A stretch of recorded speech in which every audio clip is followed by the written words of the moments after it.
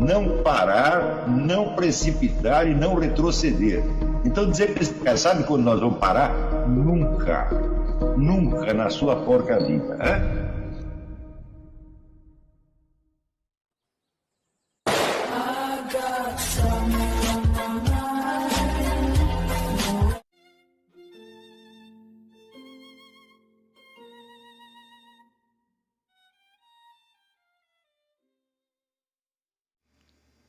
E aí pessoal, tranquilo? Então vem aqui antes do vídeo começar, pedir para vocês se inscreverem, quem não for inscrito, compartilhar, curtir, comentar. Quem puder seja membro do canal, que isso ajuda bastante. Tem também o link do Apoia-se. Quem puder ajudar nosso canal e apoiar financeiramente vai ser muito bem-vindo. Mas o mais importante é transmitir o conteúdo e os conhecimentos do professor Olavo de Carvalho para mais e mais brasileiros. Então compartilhe e ajude aí nossa causa. Muito obrigado a todos os membros, apoiadores do canal. Fico muito feliz.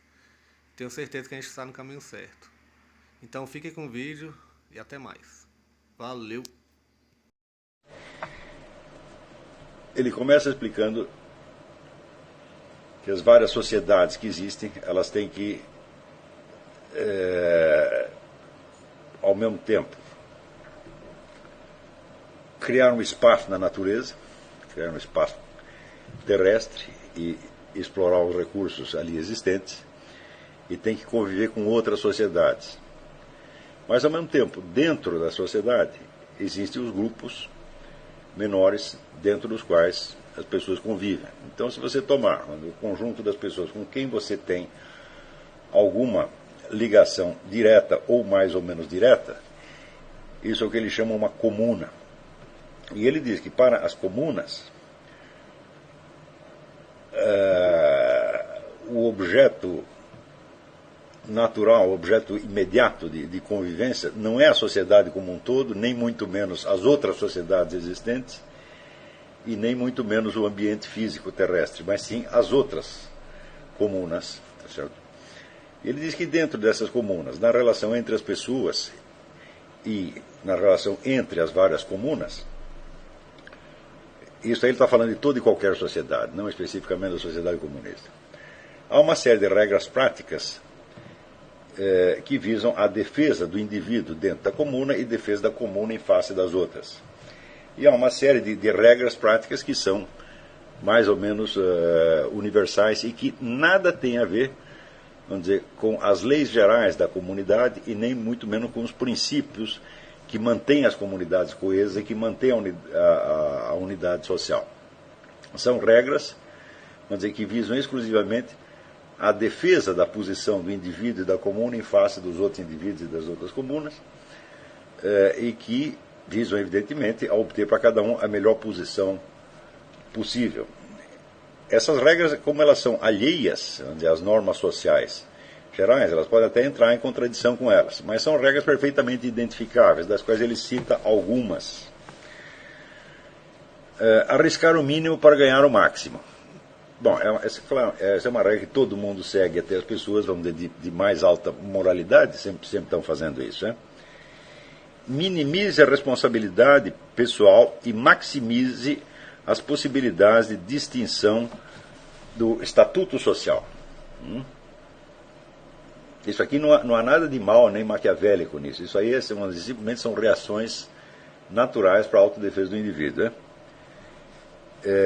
Minimize a sua dependência em relação aos outros e maximize a dependência dos outros em relação a você. E assim por diante.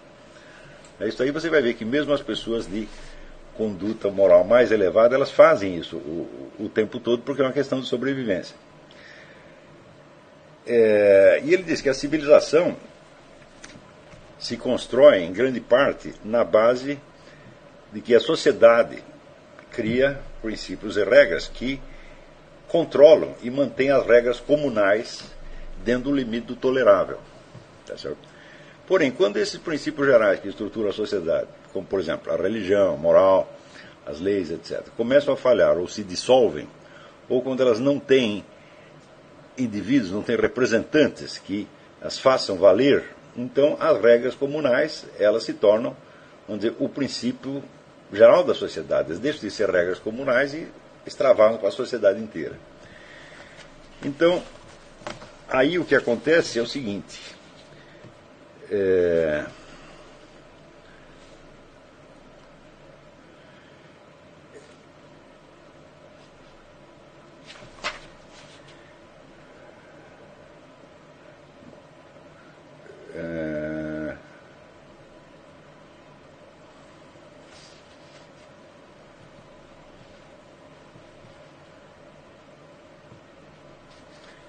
Dizer que, por exemplo, para dar um exemplo, a função de patrão, de chefe, de gerente, é socialmente melhor do que a posição do empregado. Isso é óbvio para todas as pessoas normais. Portanto, essa função não deve ser preenchida por pessoas cheias de ideais bondosos ou por mártires. É uma posição para pessoas que lutam ferrenhamente, e quanto mais alta a posição delas, mais intensa será a luta. Quer dizer que entre os vários chefes, os vários patrões, né, há uma concorrência, e também há uma concorrência dele com os seus próprios subordinados para ele manter a posição. Né? Esse é um exemplo de convivência no nível comunal.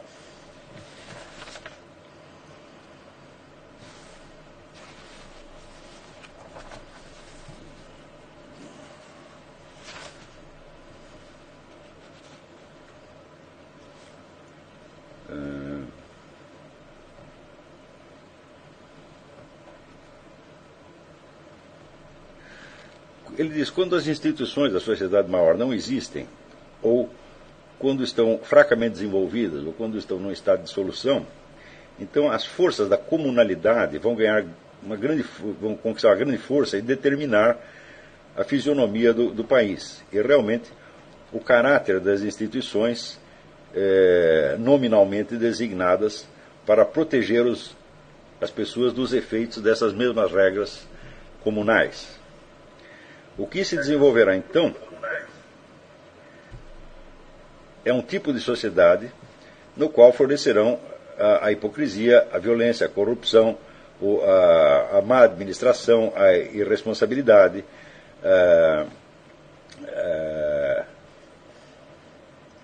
a chantagem, desonestidade, vagabundagem, desinformação, engodo e um sistema de cabide de empregos para o que ele chama privilegência, né? Usando a palavra inteligência, então tem a privilegência.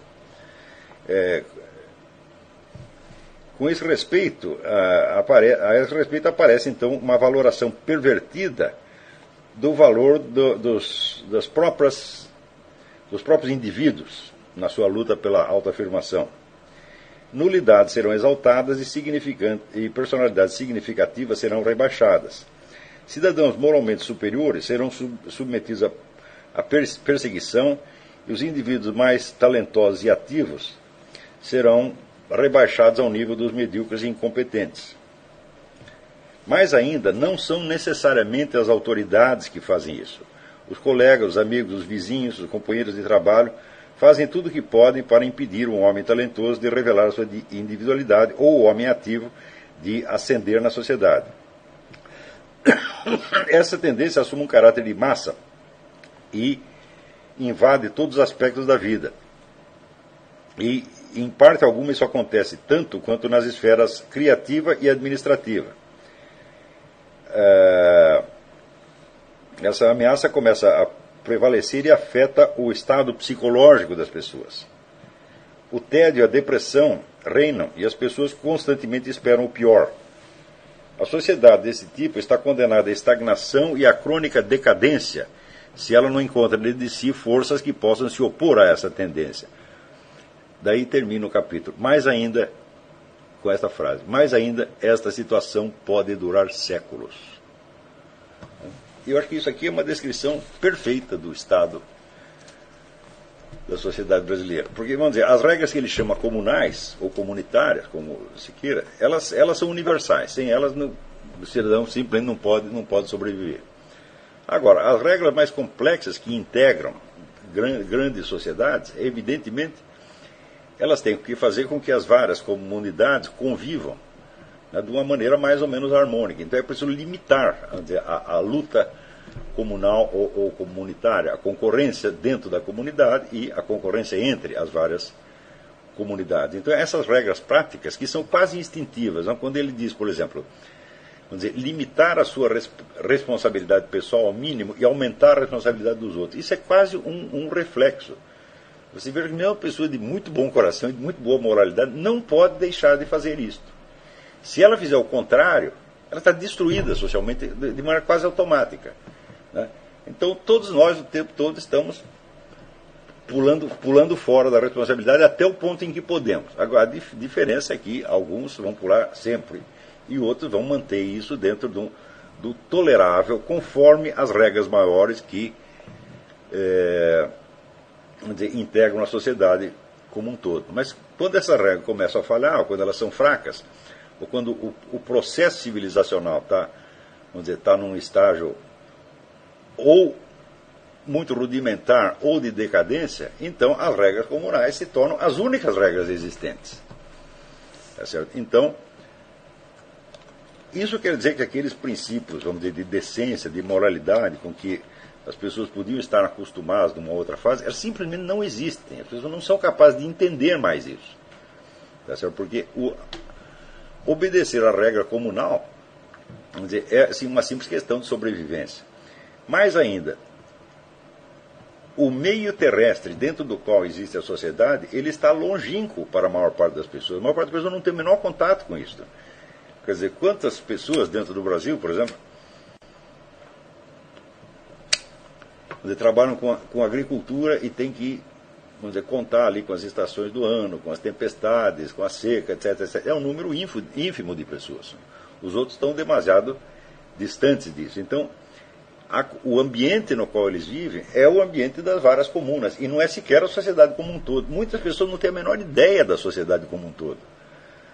Se você entrar numa escola brasileira, por exemplo, né, e fizer algumas perguntas sobre a ordem social brasileira, sobre as leis do Brasil, etc., as pessoas elas ignoram completamente. Né?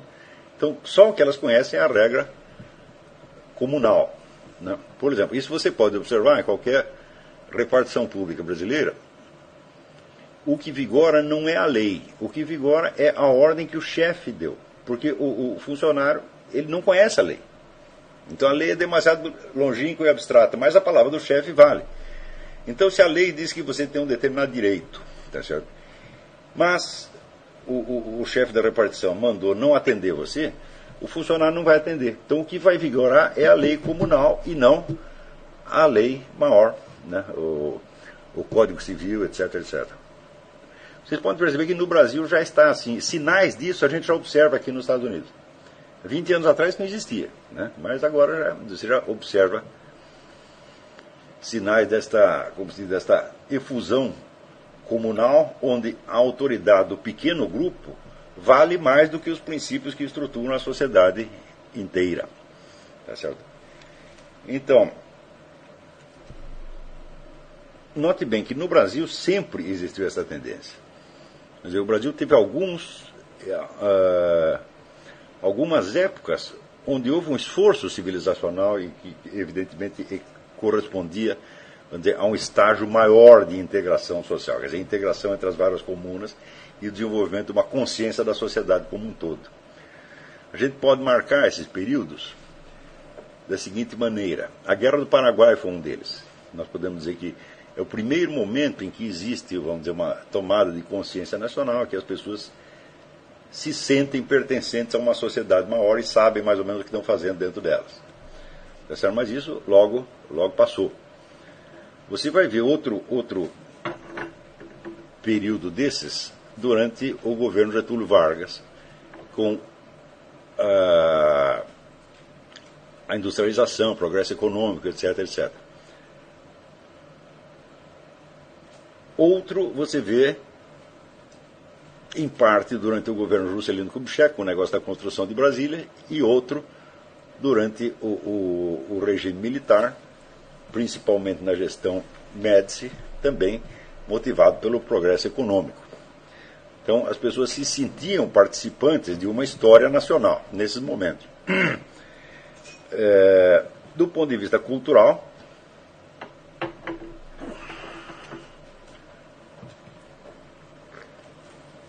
nós podemos dizer que houve alguns momentos em que pareceu se formar uma alta cultura nacional, também, vamos dizer, ainda no tempo do Império, assim, né, final do século XIX, né, ali quando você tinha uma elite de alto nível, com Machado de Assis, Joaquim Nabuco, Oliveira Lima, etc, etc. Né. Depois também, na década de 30, quando aparecem em cena figuras como Gilberto Freire, o Sérgio Buarque de Holanda e outras pessoas, então começam, vamos dizer, entre os intelectuais, a criação, vamos dizer, de uma imagem de Brasil que podia se propagar entre as outras classes e criar um sentimento de nacionalidade. É claro que sentimento de nacionalidade é apenas uma forma específica de integração da sociedade, né? Nem pode haver integração da sociedade sem isto, mas de qualquer modo é um dado importante. E hoje em dia isso tudo desapareceu. Você não tem mais absolutamente nada. Tá certo? Então, é claro que hoje em dia a quase totalidade dos cidadãos ignora as leis, principalmente que as leis são muitas e são muito confusas, quer dizer, você tem um processo de apoteose legislativa. Você vê aqui só os artigos que regulam o orçamento nacional são em número de 5.500, até onde eu havia contado. Ora, quem é que conhece, então, 5.500 leis? Quem é que pode decorar uma coisa dessa? Então não pode. Isso aí só o orçamento nacional. Agora, se você pegar, por exemplo, a legislação tributária do Brasil, né, empilhar todos os livros de legislação tributária que tem novas leis, você vai lotar aí o Instituto Olavo de Carvalho, não vai caber nenhum de vocês aí dentro, né? Então, justamente por causa disso, existe uma espécie de caos legal na cabeça das pessoas. Então, isso quer dizer que a lei passa a ser um elemento distante e abstrato para o cidadão. Então, ele se apega ao quê? À norma comunal, evidentemente. Quer dizer, a autoridade imediata da qual cada um depende para a sua sobrevivência. Tá certo? Então, nessa situação, é que aparecem fatos de ordem esdrúxula que assinalam a total falta de critério para o julgamento do que quer que seja. Quer dizer, quando você vê as pessoas discutindo, por exemplo, tão preocupadas com a corrupção, né, e não discutem os 50 mil homicídios por ano que acontece no Brasil, então você tem, evidentemente, uma inversão moral. E o próprio tom moralizante das campanhas contra a corrupção denota a sua total falta de moralidade. Porque como é que eu posso me preocupar mais com um vereador que pegou um dinheiro no caixa, tá certo, do que com pessoas que estão matando aí milhares de brasileiros por ano? Quer dizer, a vida humana se torna menos importante do que um dinheiro que nem sequer pertence ao cidadão. Quer dizer, o horror que o camarada tem de quem desviou dinheiro público é maior do que o que ele sente quando, né, um desses bandidos mata uma família inteira. Tá certo? Então é claro que se trata de almas corrompidas, para as quais o dinheiro é tudo. Quer dizer, o dinheiro adquire um atrativo simbólico tão forte, vamos dizer, que o dinheiro não precisa ser nem do próprio cidadão. Quer dizer, a simples ideia do roubo, ou do desvio, da corrupção, o faz espumar de indignação, ao passo que a matança generalizada de pessoas não causa maior escândalo e é aceita como se fosse parte da rotina. Quer dizer, tem essa violência rotinizada, e quanto mais isso se prolonga, menos as pessoas se preocupam com isso e menos elas se sentem ofendidas ou indignadas com esse estado de coisas. Então você tem o próprio tom moralizante dos discursos revela, vamos dizer, uma corrupção profunda da alma. Quer dizer, os acusadores da corrupção são talvez ainda mais corruptos do que aqueles que simplesmente desviam dinheiro, porque eles estão corrompendo o próprio sistema de pesos e medidas. Tá certo? Mas você vê aqui, dentro da esfera comunal, como diria o Zinoviev, a violência e o homicídio não é um problema, porque você não convive com homicidas. Então, o homicídio e a violência são coisas distantes. Mas os problemas ligados a dinheiro e a ascensão social, queda social, são problemas imediatos. Então é evidente que este fenômeno brasileiro denota justamente o que está falando o Zinoviev, quer dizer que é o predomínio das regras comunais sobre as regras sociais. Muito bem. Por isso aí vocês veem que o estado de degradação que chegou ao Brasil é muitíssimo grave e não há nenhuma só corrente social preocupada com isto. Quando você vê algum sinal de que alguém está preocupado, indignado com isso,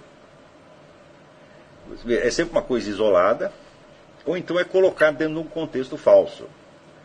Por exemplo, outro dia eu vi um fenômeno assim extraordinário, só poderia acontecer no Brasil.